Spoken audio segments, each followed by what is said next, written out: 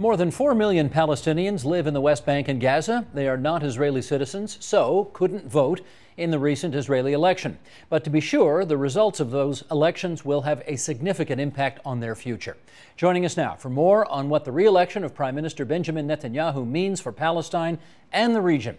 In Washington, D.C., Khaled El-Gindi, a fellow in the Center for Middle East Policy at the Brookings Institution, and in Providence, Rhode Island, Bashar Doumani, Director of Middle East Studies at Brown University. And as I welcome both of you gentlemen to the program tonight, let me start by just reading something Prime Minister Netanyahu said.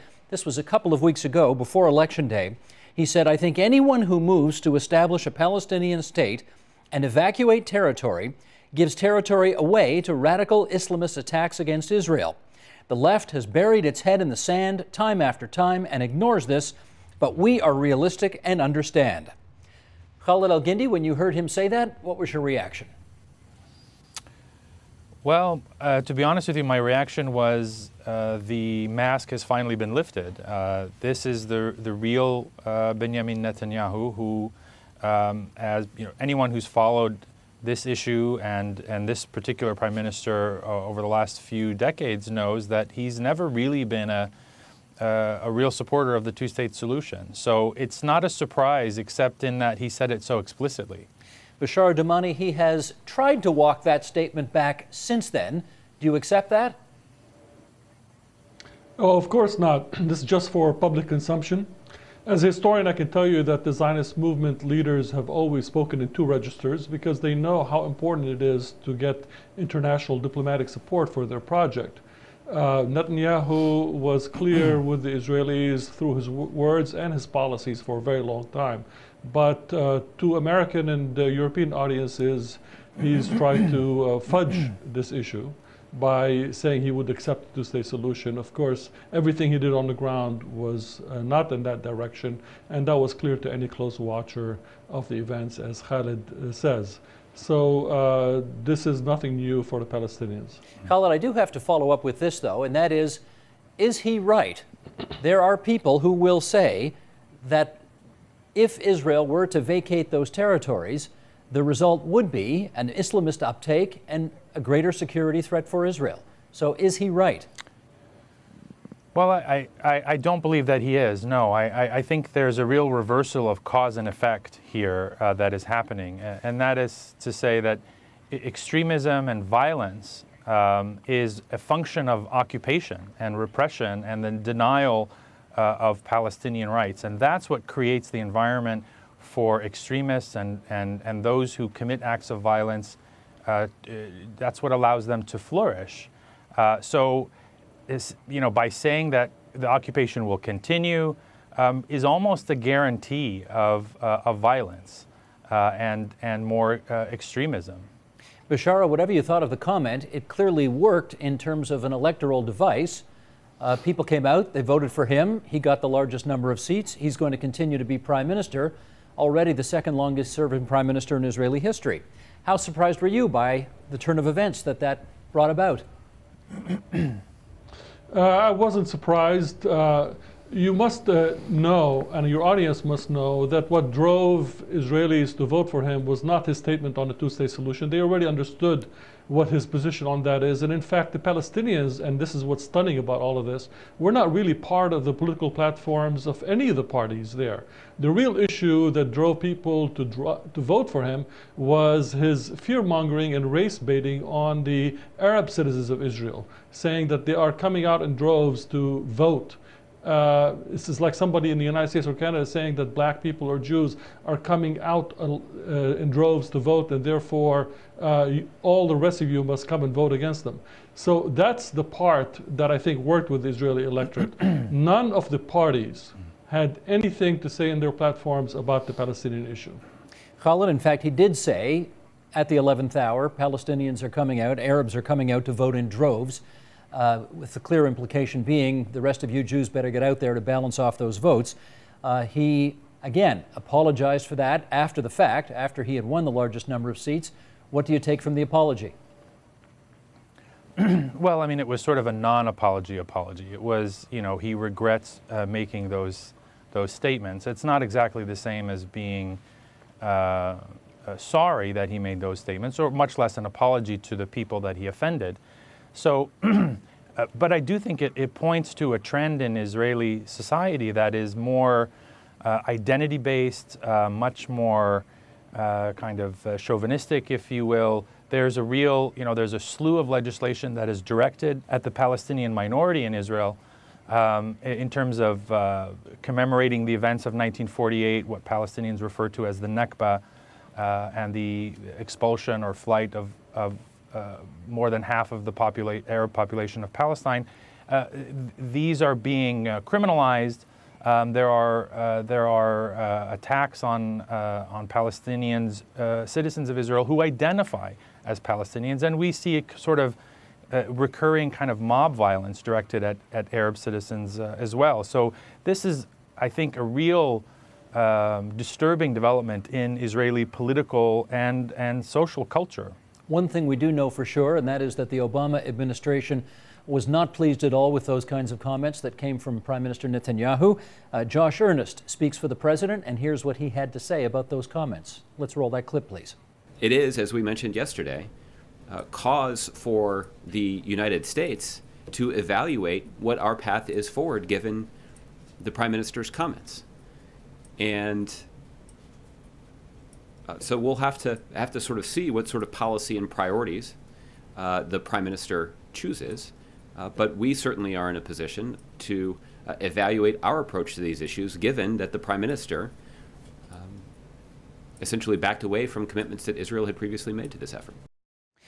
Add it all up, Bashara, and what do you think it says about the viability of the two-state solution today?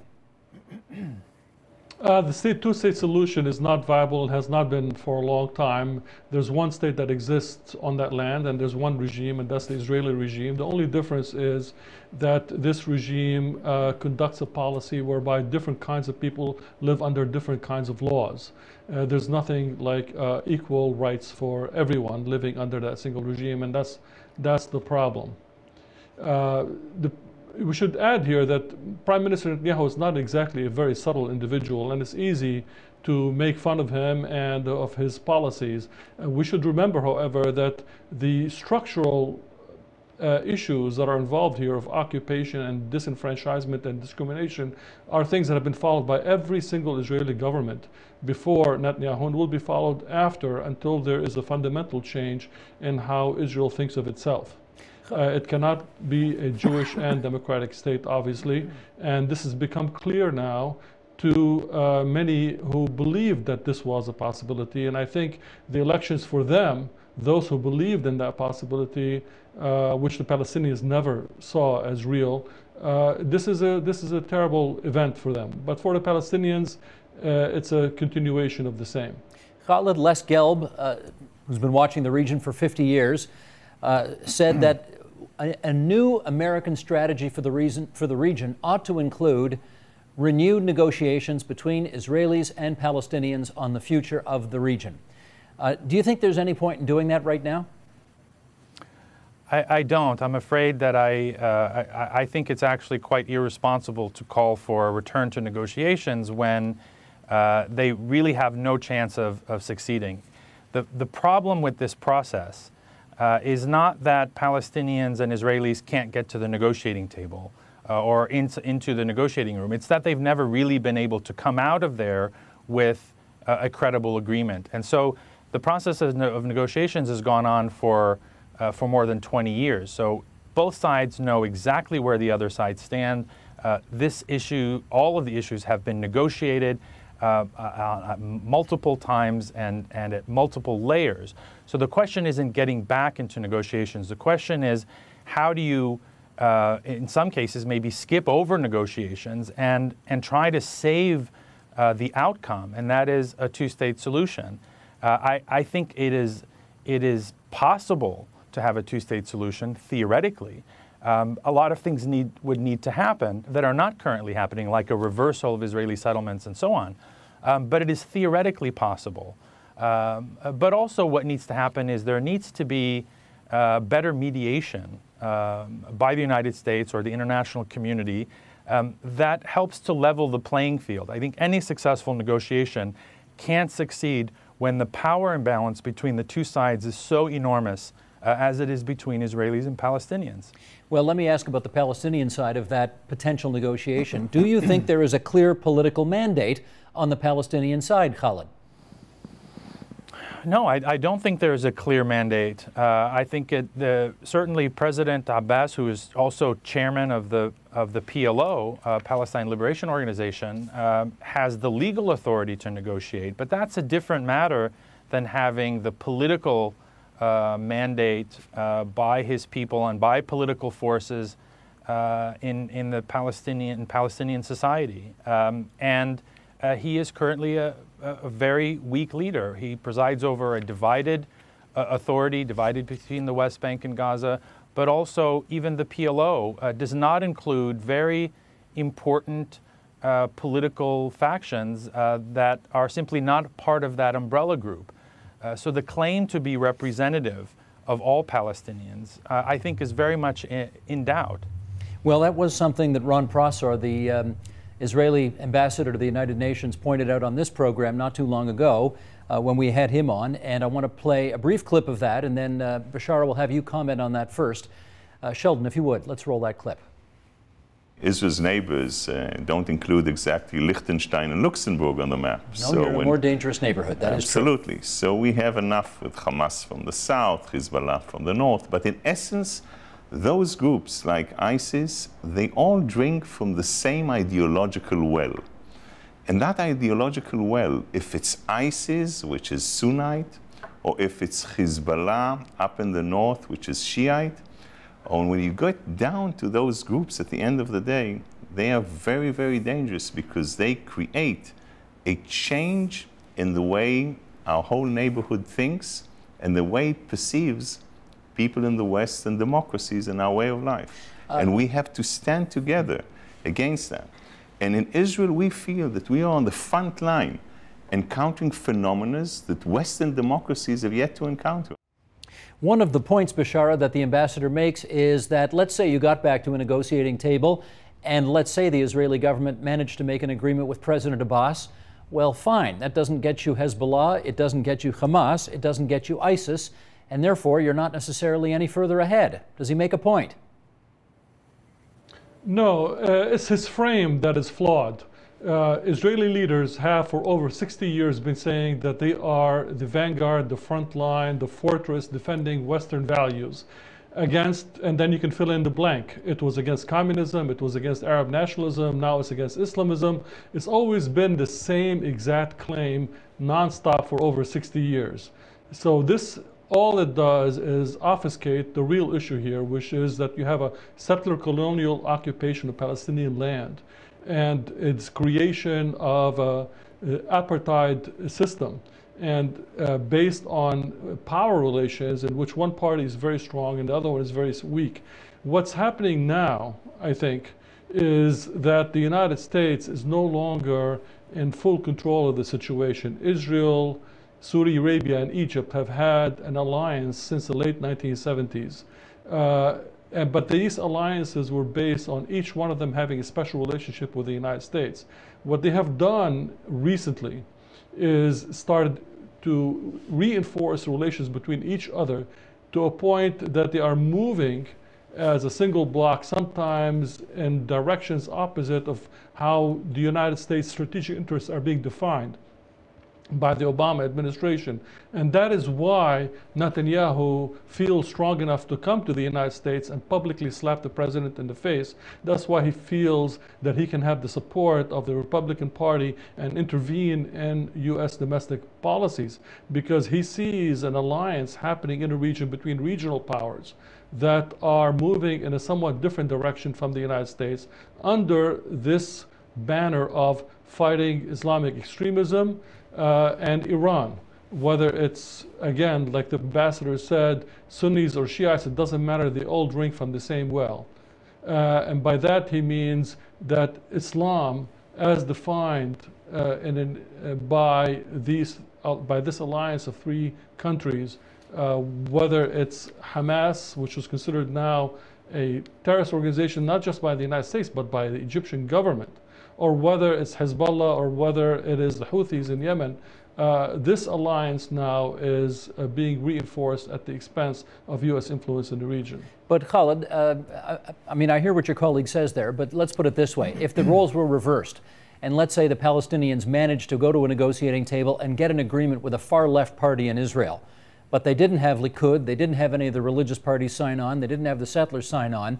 In other words, they only got one chunk of the Israeli populace to sign on. That agreement wouldn't be worth very much. That seems to be what Netanyahu is saying about making an agreement with Abbas. You get a chunk of Palestine, but you don't really get all of it, in which case it's not worth anything. Does he have a point? I think what you just laid out, Steve, is exactly correct.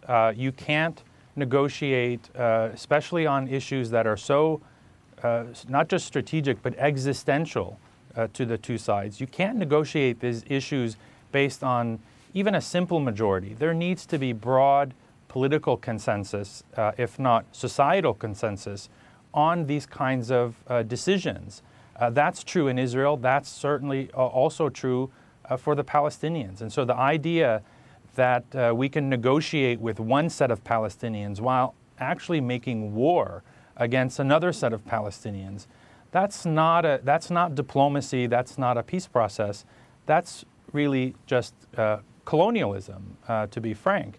So if there was a real interest in genuine peace that would hold, you make peace with all of the people on the other side. And you make peace with your enemies. You don't make peace with your friends. Mm-hmm. So the idea that Hamas has to be excluded because of its involvement in violence or because of its ideology, if we were to apply that same standard to the Israeli side, the use of violence and extremist ideas are also very prevalent on the Israeli side. So we need a different approach.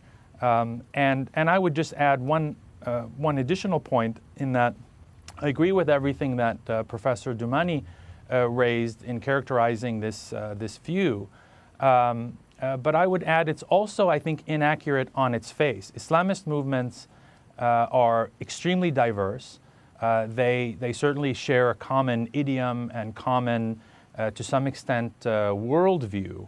To a certain extent, but there is a great deal of diversity among Islamist movements from Ennahda in Tunisia, which is part of the democratic process and part of the transition to democracy, to groups like ISIS, which are nihilistic and quite opposed to the mainstream Islamists like the Muslim Brotherhood in Egypt and elsewhere. So the claim that they all drink from the same well, I think, is intellectually dishonest. Bashara, with about a minute and change left to go, let me put one last thing on the table here, and that is we've seen numerous observers in the last little while say that the Middle East is as awful and as chaotic as they can ever remember it in the last half century. ISIS in Syria and Iraq, civil war in Syria, Sunni-Shia hostilities in Yemen, Libya in chaos, Iran with its own nuclear ambitions, who knows what. If successful negotiations between Israelis and Palestinians were not possible in calmer times, do we have any reason to believe they could happen with any success in these times? Sadly not. I think that the Palestinian issue has been pushed back to the back burner by the Arab regimes, by the United States and by Israel. And even though it is a central issue that will continue to be a shaper of the Middle East as we will come to know it in the next, during the century. This is a big mistake on everyone's part, but they're invested, I think, they being Israel primarily, but also some of its allies, in setting this issue to the side. The continuation of the settlement process in the West Bank, which has increased incredibly in the last decade by hundreds of percents in terms of the numbers of Jewish settlers in the area, is bringing this two-state solution possibility to an impossibility, and with it a decrease in the kinds of options people might have with any peace agreement.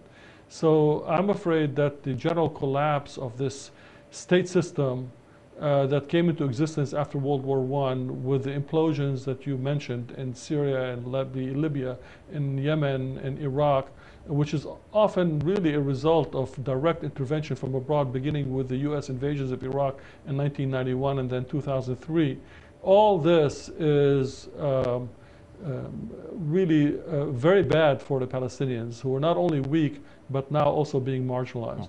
Bashar Dumani and Khalid El-Gindi, I thank both of you for your participation on our program tonight. Thanks very much. Thank you. Thank you. Support Ontario's public television. Donate at tvo.org.